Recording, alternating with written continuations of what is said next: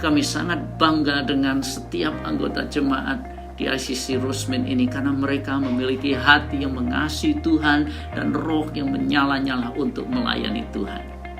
Buat saya ICC Rosemead itu seperti keluarga yang dimana saya merasakan kehangatan, keharmonisan yang membuat saya bisa melihat kebaikan Tuhan, melihat kesetiaan Tuhan di dalam jemaat ICC Rosemead ini. Setiap kali ibadah kami diberkati oleh pujian yang luar biasa yang diurapi oleh Tuhan, dan suasana ilahi, ada sukacita, damai sejahtera. Saya teringat di Efesus 2 ayat 19 yang mengatakan bahwa orang-orang percaya adalah anggota-anggota keluarga Allah. Itulah ICC Rosemead yang kami banggakan. Ayat ini berkata keluarga yang sehat rohaninya. Itu adalah dasar atau pilar daripada gereja yang bertumbuh dan berdampak. Dan visi yang kami miliki di tempat ini sesuai dengan pimpinan Tuhan adalah memuliakan Allah atau exalting God, mengasihi sesama, loving others, dan menjangkau dunia, reaching the world, atau disingkat dengan GLOW. Nilai-nilai pelayanan yang kami miliki bersama untuk menggenapkan visi Allah adalah komitmen dan kerendahan hati atau humility, kemudian relasi atau relationship, integritas atau integrity, servanthood atau hati hamba, dan tanggung jawab atau trustworthiness. Jadi kalau disingkat adalah Christ. Karena kita diciptakan oleh gambar dan rupa Allah, maka kita memiliki potensi yang sangat luar biasa. Itulah sebabnya di ICC Rosemead kami memberikan kesempatan untuk setiap orang percaya bertumbuh dewasa di dalam Tuhan melalui keterlibatan mereka di dalam Bible study atau pendalaman Alkitab, pelayanan, dan juga keterlibatan dalam kelompok-kelompok sel. Sehubungan dengan visi dan nilai-nilai yang kami miliki itulah kami ingin untuk dapat menjangkau komunitas, kota, dan bangsa-bangsa. Dalam waktu beberapa saat lagi kita akan segera memulai online service hari ini. Oleh sebab itu persiapkan diri saudara, ambil Alkitab, ambil buku catatan, buka hati saudara untuk memuji, menyembah, dan menerima firman Tuhan yang hidup. Kalau saudara mau mengizinkan Roh Kudus bekerja, maka mujizat dan transformasi akan terjadi. Selamat beribadah dan Tuhan Yesus memberkati.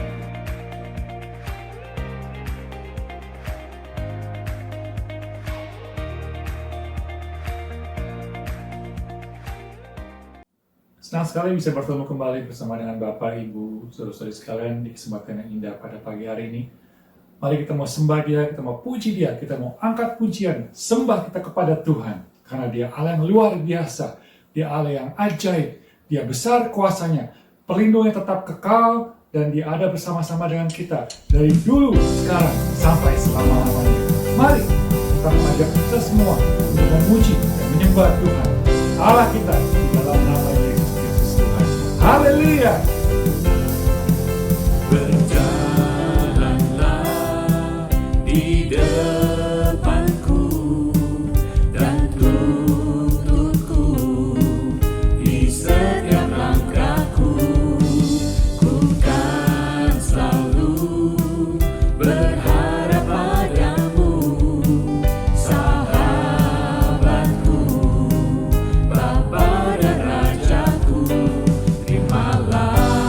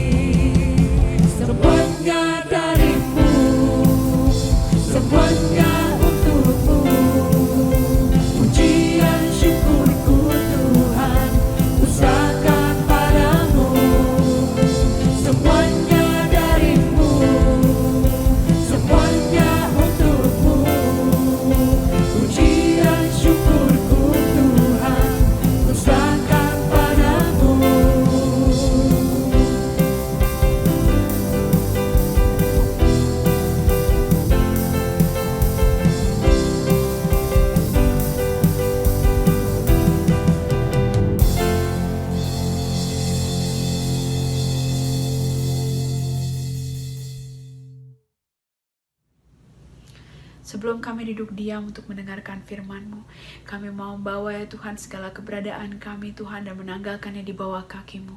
Kami mau datang sujud dan menyembah di hadapan-Mu. Kami membawa juga ya Bapa seluruh hati kami Tuhan untuk memuji-Mu, memuliakan-Mu dan meninggikan nama-Mu ya Bapa. Sehingga Engkau disenangkan Tuhan dengan penyembahan kami pada pagi hari ini. Yesus, kemuliaan-Mu pulihkan hatiku. Yesus, kemuliaan-Mu berkati hidupku. Segala pujian syukur bagimu, Kau hadir dalam hidupku. Kini ku datang sujud di hadapan-Mu, memuji-Mu, menyembah-Mu. Yesus, ku menyembah-Mu.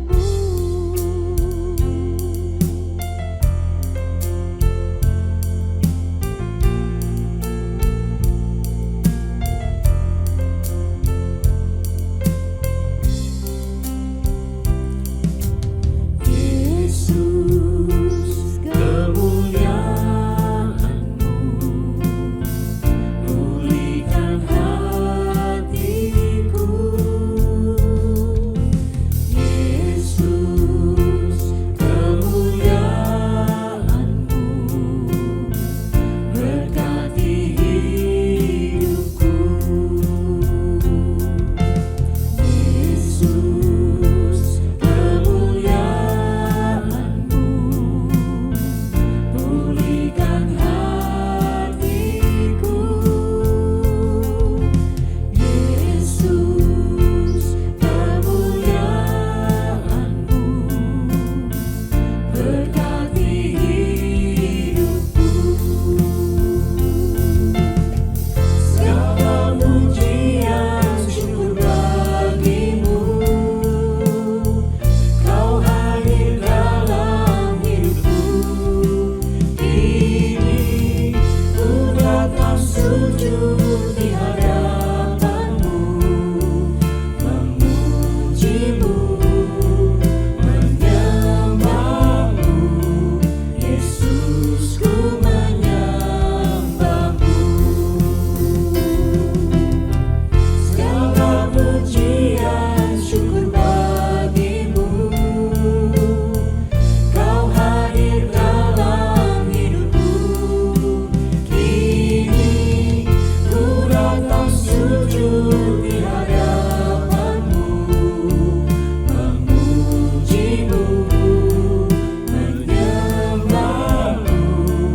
Yesus, ku menyembah-Mu. Segala pujian syukur bagimu, Kau hadir dalam hidupku. Kini ku datang sujud di hadapan-Mu, memuji-Mu, menyembah-Mu. Yesus, ku menyembah-Mu, memuji-Mu, menyembah-Mu. Yesus, ku menyembah-Mu.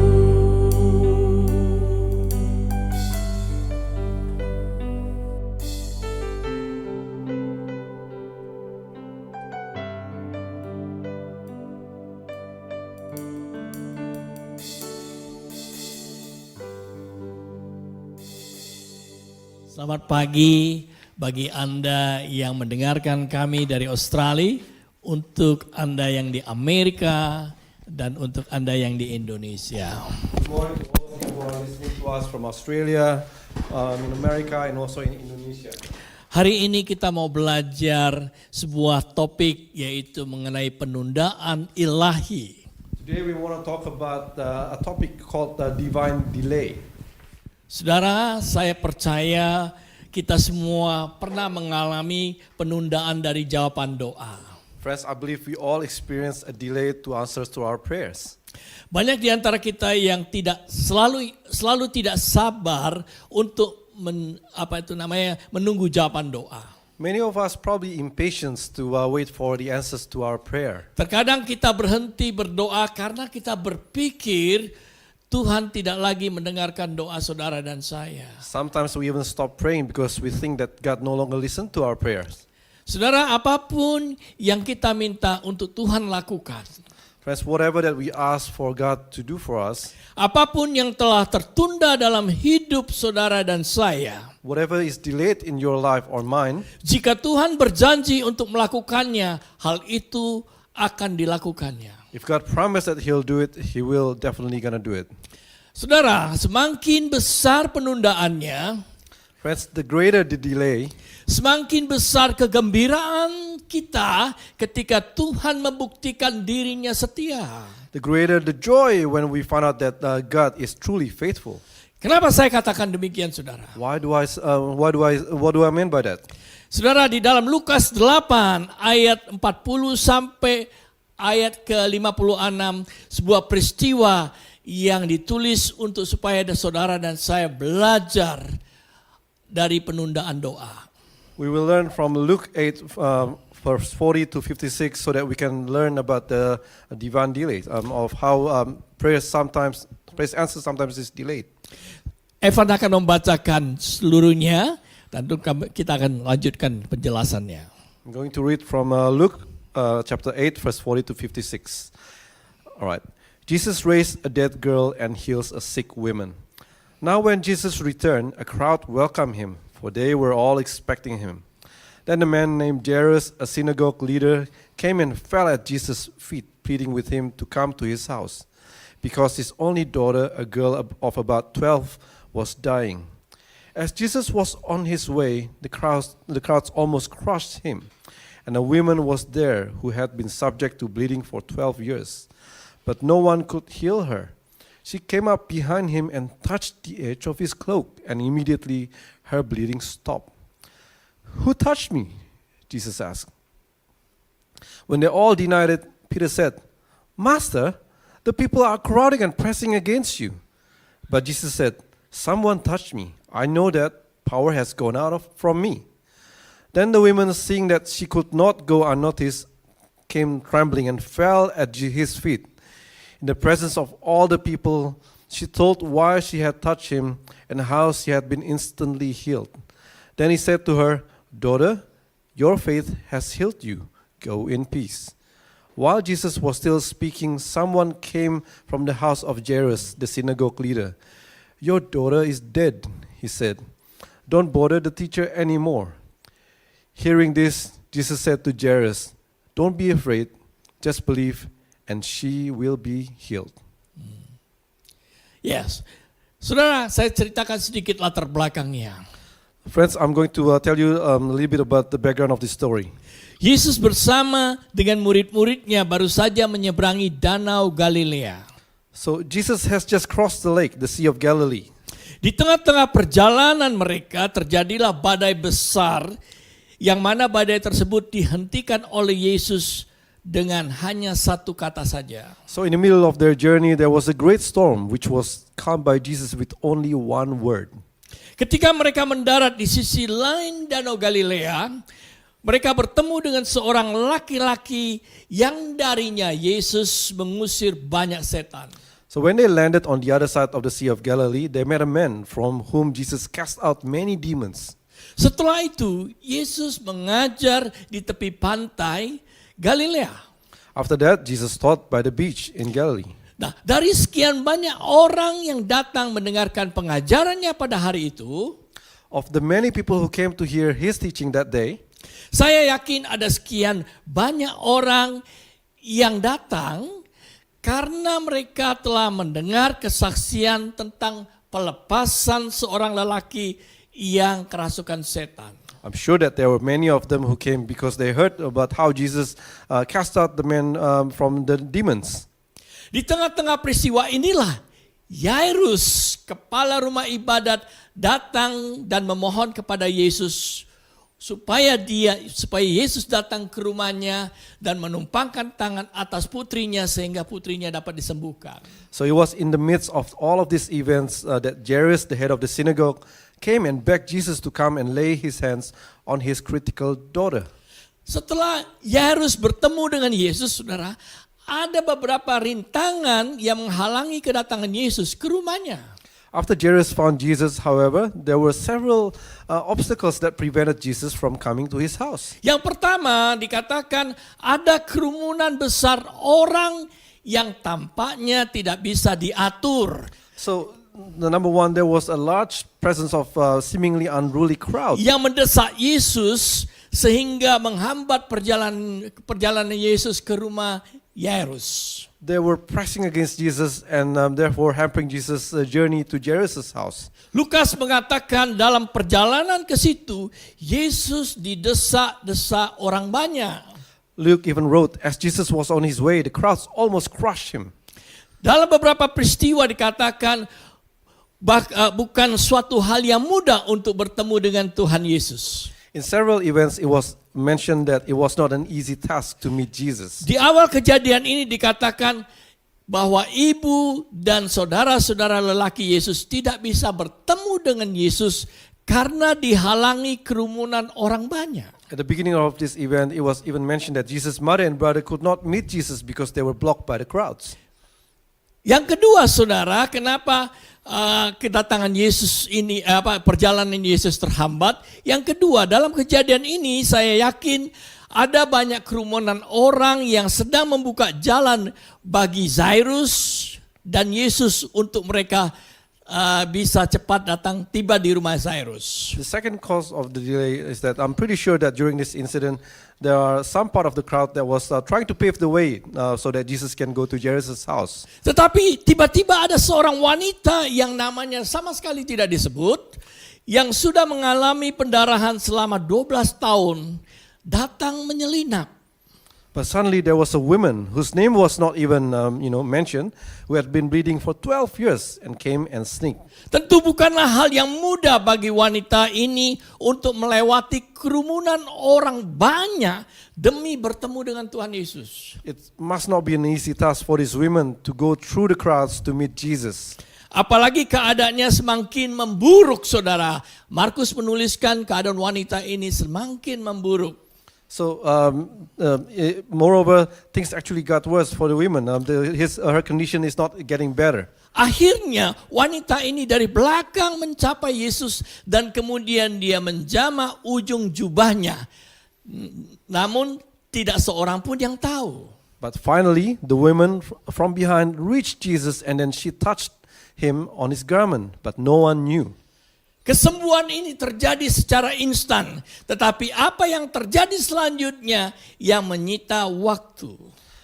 So the healing happened instantaneously, but what happened next was take a bit more time. Yesus merasa bahwa ada kuasa yang keluar dari dalam dirinya, Jesus felt there was a power that come out of him. sehingga dia berhenti dan tidak ingin melanjutkan perjalanannya sampai dia mengetahui siapa yang menjamah dia.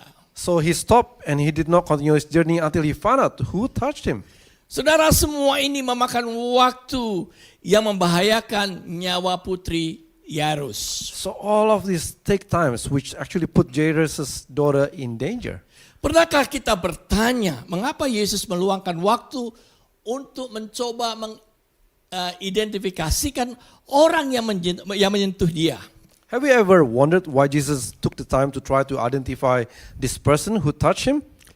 Karena ketika hal itu tampaknya mustahil, mengingat jumlah orang yang mengelilinginya ketika mengelilingi Yesus pada waktu itu, saudara. Because it seems impossible given the number of people who was surrounding him at that time. Mari kita lihat kejadian ini dengan kacamata Tuhan. Let's look at this incident from God's point of view.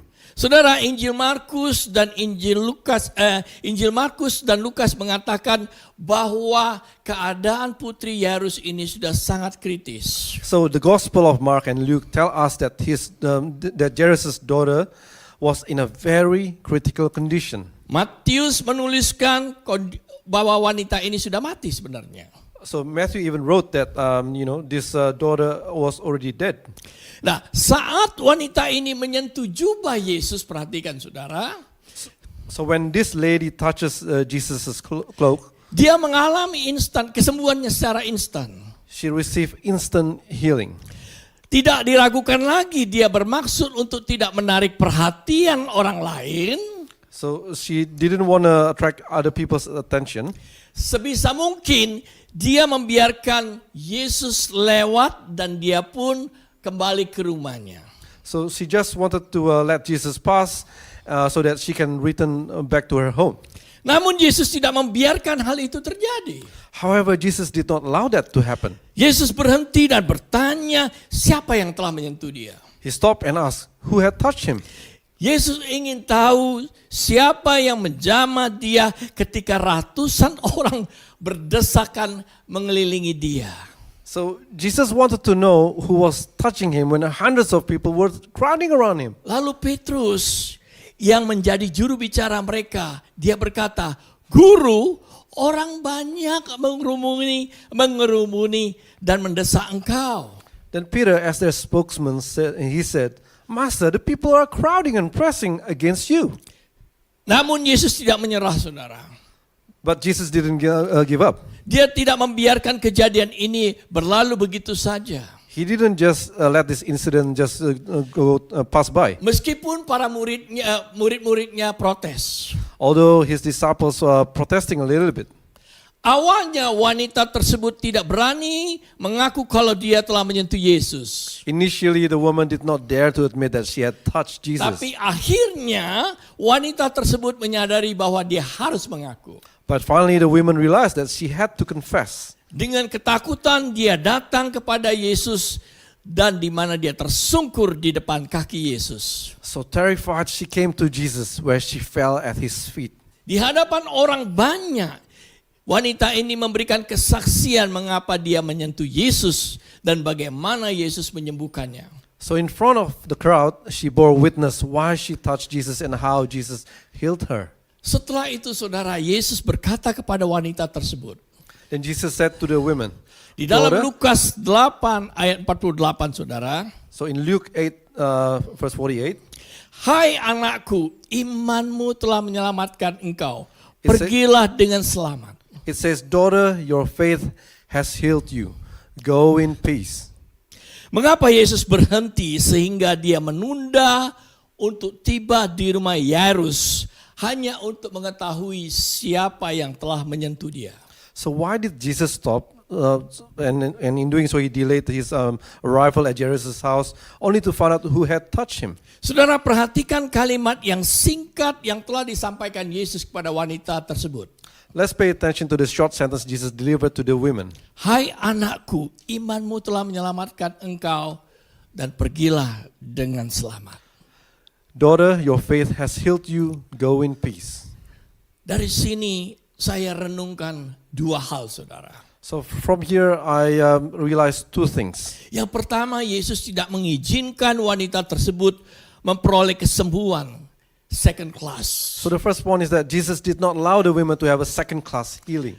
Perhatikan saudara, posisi wanita ini waktu dia menjamah Yesus. So let's pay attention to the women's position when she touched Jesus. Dia menjamah Yesus dari belakang, saudara. She touched Jesus from her back. Mungkin saya tidak salah, saya mungkin salah, saudara. Tetapi bagi saya melihat gini, dia diam-diam dari belakang menjamah Yesus, seolah-olah dia merasa dirinya tidak layak untuk menjamah Yesus dari depan. I might be wrong, but it seems to me like she tried to discreetly touch Jesus from behind because she felt unworthy to touch Jesus from the front. Jika demikian saudara, Yesus tidak membiarkan pemikiran wanita ini untuk pulang begitu saja.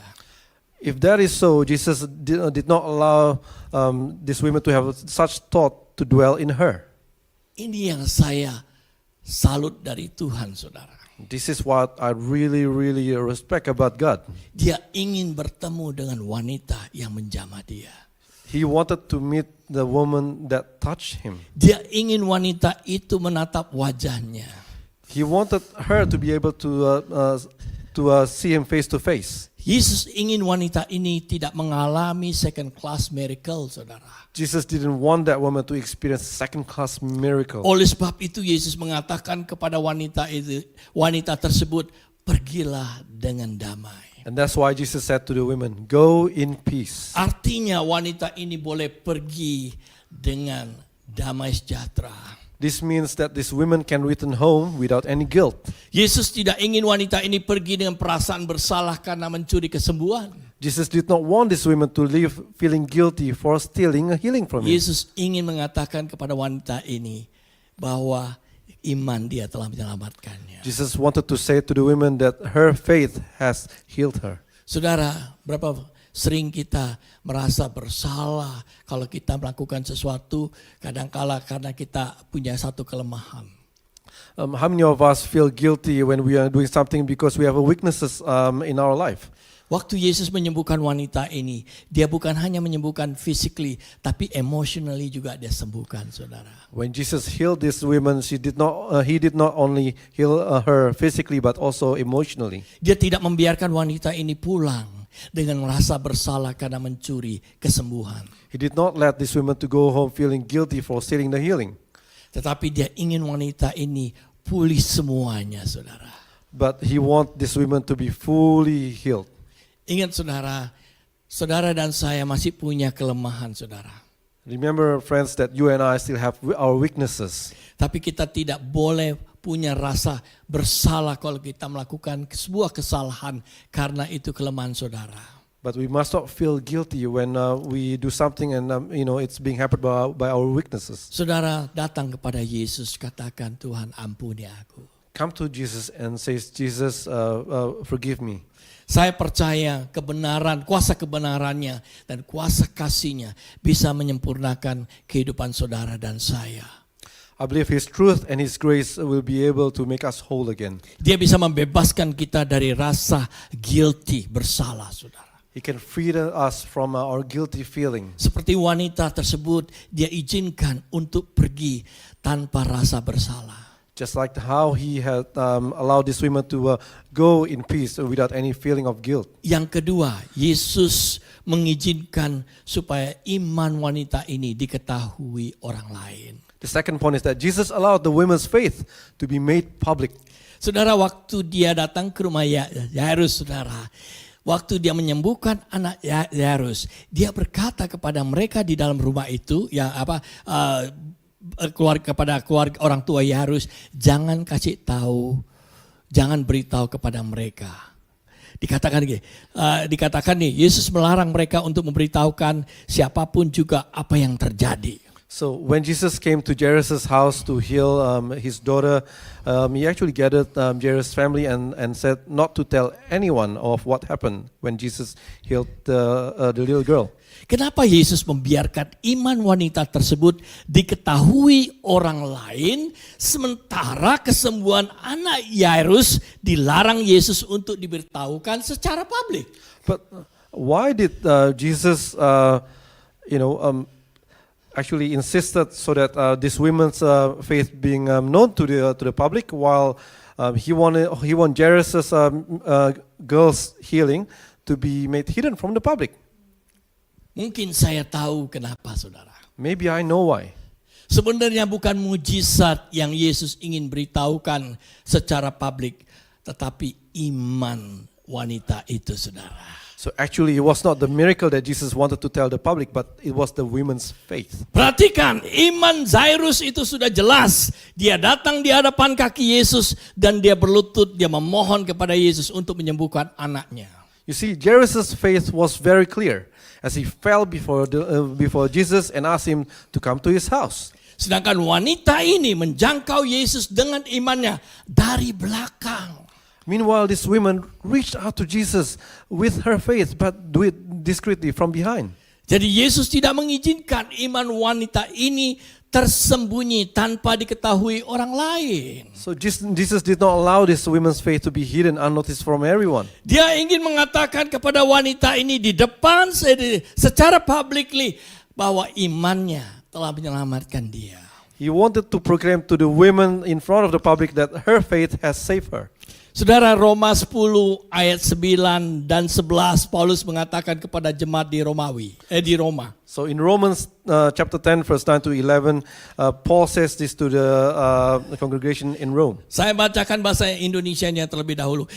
Sebab jika kamu mengaku dengan mulutmu bahwa Yesus adalah Tuhan dan percaya dalam hatimu bahwa Allah telah membangkitkan dia dari antara orang mati, maka kamu akan diselamatkan. Karena dengan hati orang percaya dan dibenarkan, dan dengan mulut orang mengaku dan diselamatkan.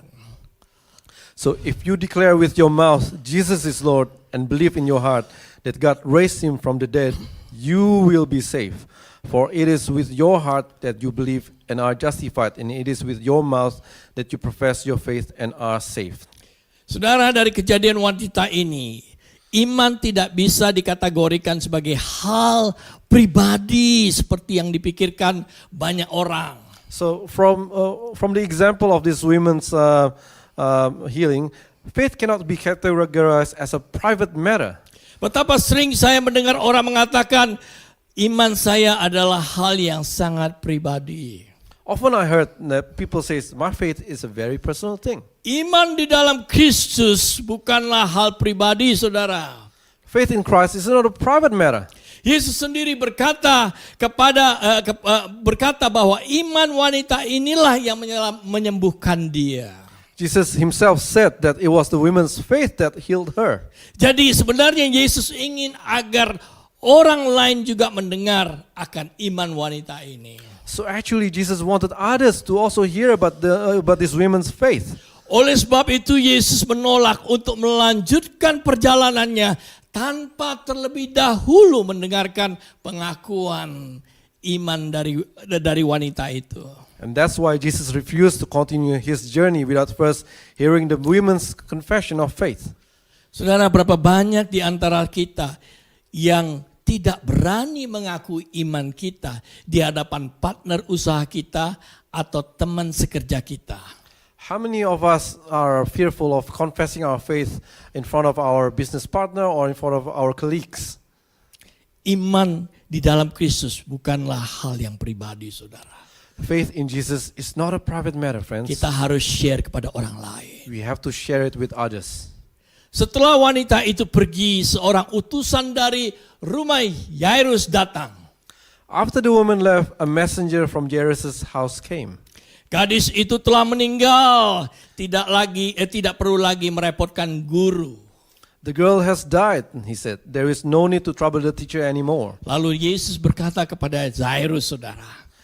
And then Jesus said this to Di dalam Jairus. Lukas 8 ayat 50 dia katakan, jangan takut, percaya saja, anakmu akan selamat. In Luke chapter 8 verse 50, Jesus said, don't be afraid, just believe and she will be healed. Ketika Yesus sedang berada di halaman luar rumah Jairus, dia meminta semua orang untuk tinggal di luar, kecuali orang tua dari anak tersebut dan ketiga murid terdekatnya yang boleh masuk bersama dia. So when Jesus was in Jairus' house courtyard, he asked everyone to stay outside except for the parents of the child and his 3 closest disciples. Mereka tahu bahwa anak ini sudah mati, saudara.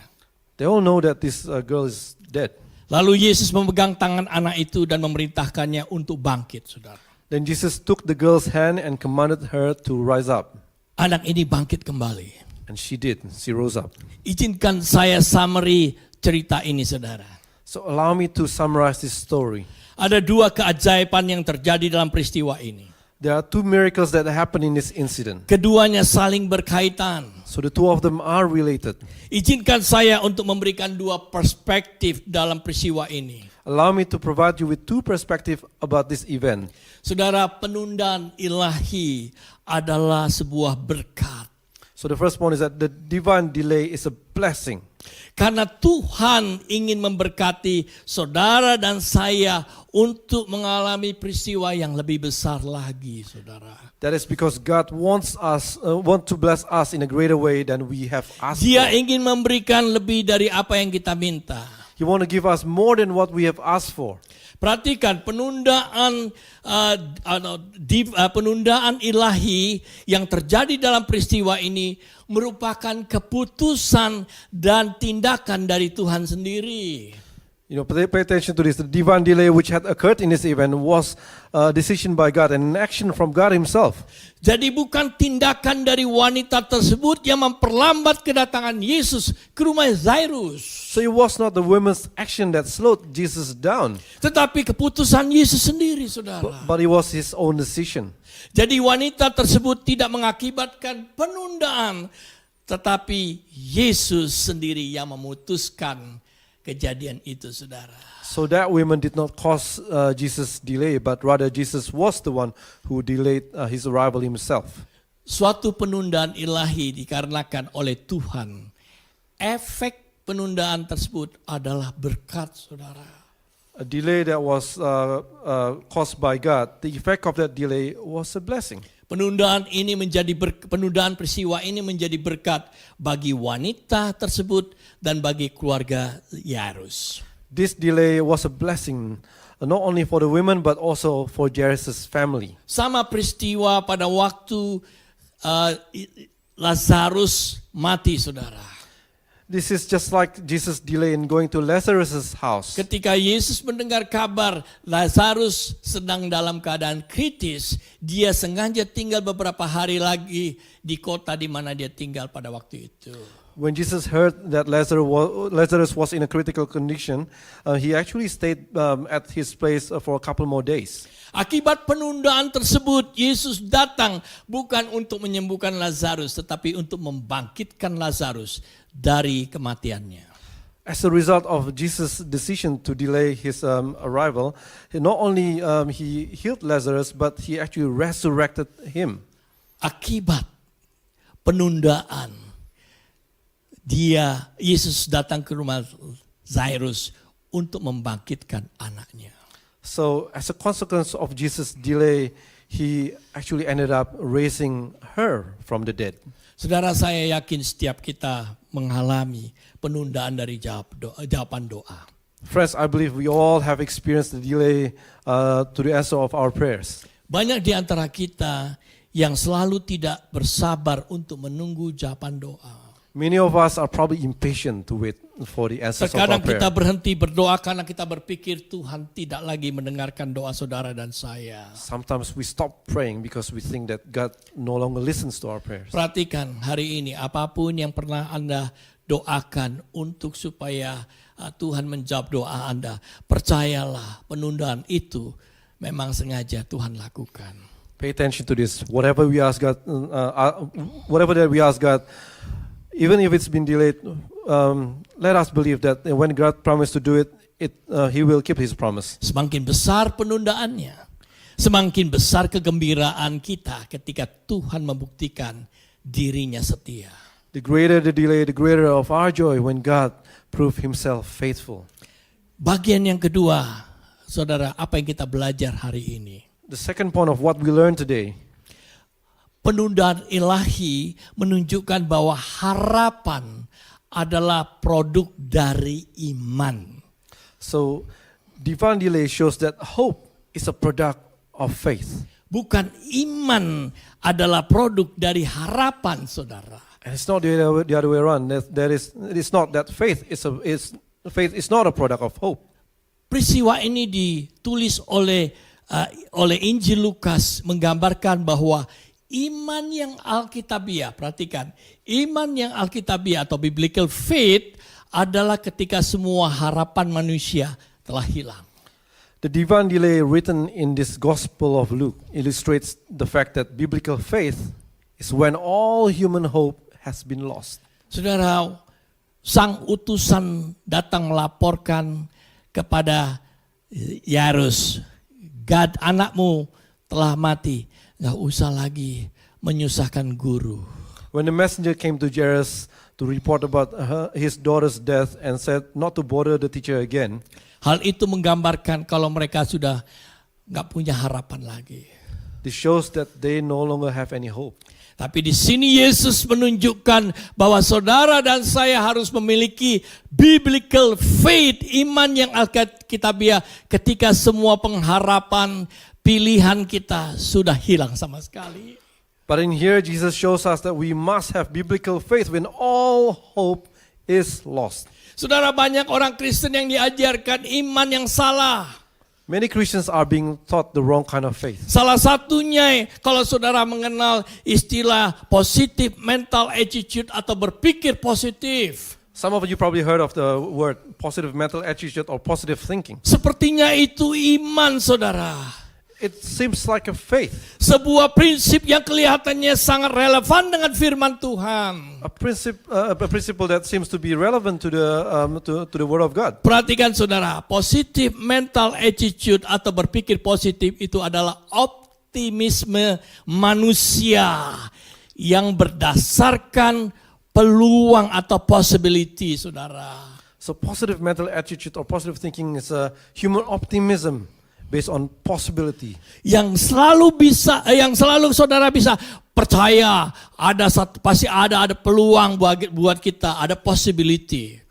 Whereby you keep thinking that, oh, there is always a chance for me. There's always a chance for me. Saudara, itu sama sekali tidak berfokus kepada firman Tuhan atau kepada Tuhan. It does not focus on the Word of God or on God Himself. Tidak berfokus kepada janji-janji It Tuhan. does not focus on His promises. Sementara iman yang alkitabiah adalah di mana hal yang positif sudah tidak diketemukan lagi kecuali harapan saudara dan saya di dalam Tuhan. Whereas a biblical faith is where we cannot find any more positive things in our life, but we still hold fast to our hope in God. Positive mental attitude itu berusaha untuk membalikkan kebenaran firman Tuhan yang memberikan harapan palsu, saudara. So positive mental attitude, it seeks to pervert the truth of God's word, which gives us false hope. Biblical faith atau iman yang alkitabiah adalah iman yang tidak bergantung pada harapan. So biblical faith is a faith that does not depend on hope. Banyak orang yang menolak Tuhan karena mereka memiliki terlalu banyak pilihan untuk dipercayai. Many people reject God because they have too many other options to believe. Melalui pandemi COVID-19 ini membuktikan bahwa pengharapan manusia sudah tidak ada lagi, saudara. So through this COVID-19 pandemic, it proves that human expectations of positive things are no longer exist. Berkali-kali saintis mengatakan akan diketemukan vaksinnya, saudara. Well, many times we heard that the scientist says that, we found the vaccines. Para politician mengatakan akhir tahun kita akan punya vaksinnya. Politicians says that by the end of this year we will found the vaccine already. Semua positif yang palsu, saudara. All of them are positive mindset which turn out to be false. Ketika Tuhan menghilangkan semua pilihan saudara dan saya, yang dimana sudah tidak ada pengharapan lagi, satu-satunya pengharapan kita kepada janji Tuhan dan kepada Tuhan. So when God remove all other options where there is no other hope, the only thing that we can hope in is in Him, and our hope is only in Jesus Christ. Apapun masalah Anda hari ini, saya yakin Tuhan tahu. Whatever your problem this morning, I'm sure that God knows. Bila semua pengharapanmu telah hilang, biarlah imanmu terus bertumbuh melalui firman yang kau baca setiap hari. When all your hope has been lost, let your faith continue to grow because of what you read in God's word every day. Sama seperti wanita yang mengalami pendarahan selama 12 tahun, saudara. Just like the woman who was bleeding for 12 years. Pengharapannya sudah hilang sama sekali. Even though her hope is gone. Uangnya sudah habis untuk pengobatan. Her money is gone for her medication. Dan satu-satu jalan adalah menjamah Yesus. And the only way that she knows how is to touch the cloak of Jesus' robe. Betapa sulit pun saudara untuk dia datang menjangkau Yesus, harganya dia bayar semuanya. However difficult it was for her to come to meet Jesus, she paid the price. Dia tidak menyerah saudara. She did not give up. Iman wanita ini membuat dia mengalami kesembuhan secara instan. It was her faith that made her experience instantaneous healing. Iman wanita ini yang membuat Yesus untuk berhenti dan menunda kedatangannya ke rumah Zairus. It was her faith that caused Jesus to stop and delay her arrival to Jairus' house. Pertanyaan saya sekarang, apakah kita mempunyai iman seperti wanita ini, saudara? My question this morning is that, do we have the same faith as these women? Saudara, hari ini kita belajar sesuatu yang luar biasa. Friends, this morning we learned about something which is incredible. Ketika saya mempersiapkan khotbah ini, saudara, When I prepared this sermon, saya mencoba untuk kembali merenungkan kehidupan saya. I tried to look back on my life. Saudara, terkadang kita selalu punya karena kita punya confident, kita kehilangan iman, saudara. Sometimes because we have our confidence, we lose our faith. Tetapi saudara dan saya harus terus membangun iman yang alkitabiah di dalam firman Tuhan. But friends, you and I have to always continue to build our faith, biblical faith, on the Word of God. Dari pandemik COVID-19 ini kita belajar bahwa dunia tidak bisa mempunyai di dalam dunia kita tidak punya pengharapan lagi. From this COVID-19 pandemic, we learned that we no longer have hope on this world. Sepintarnya saintis, saudara, mereka belum bisa menemukan vaksin COVID-19 ini secara sempurna. No matter how smart or how clever our scientists are, they haven't been able to find the vaccine for this virus. Kita tidak tahu sampai kapan pandemik ini akan berakhir.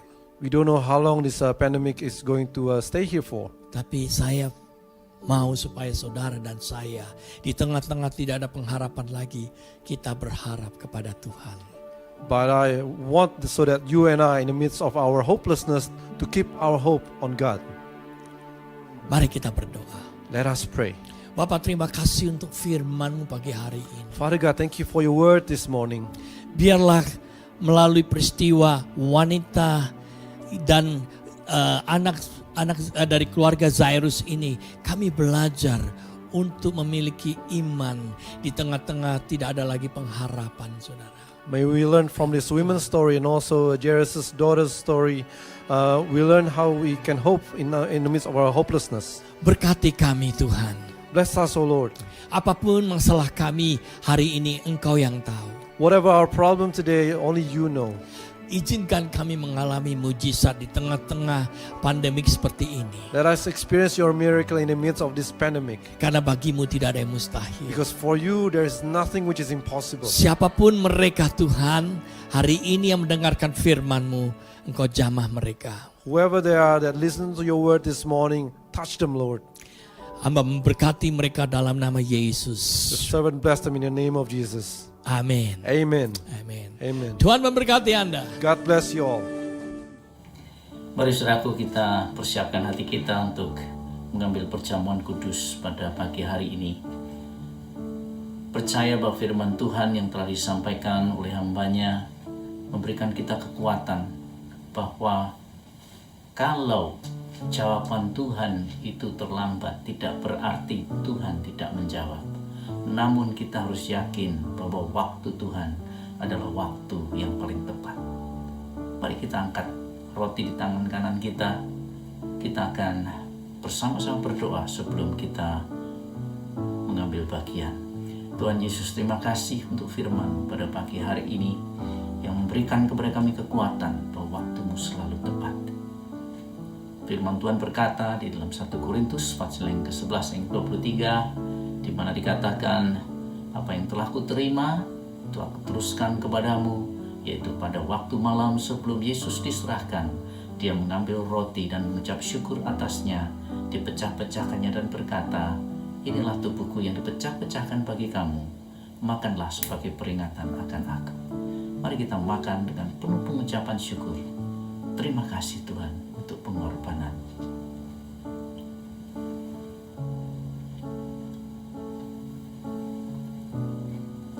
Angkat anggur di tangan kanan saudara.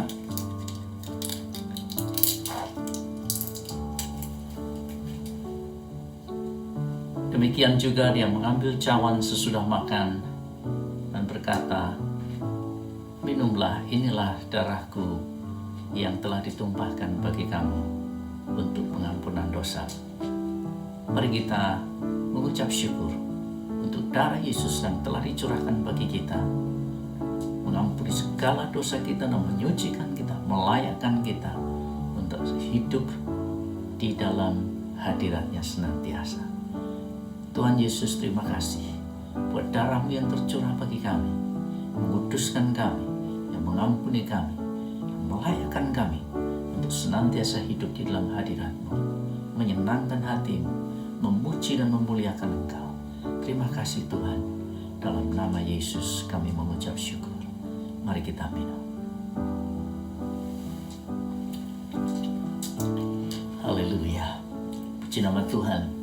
Saya percaya bahwa sekali lagi firman Tuhan memberikan kepada kita kekuatan pada pagi hari ini. Kita akan mengakhiri ibadah online kita di dalam doa. Terima kasih Tuhan buat kasih-Mu, buat firman-Mu hari ini.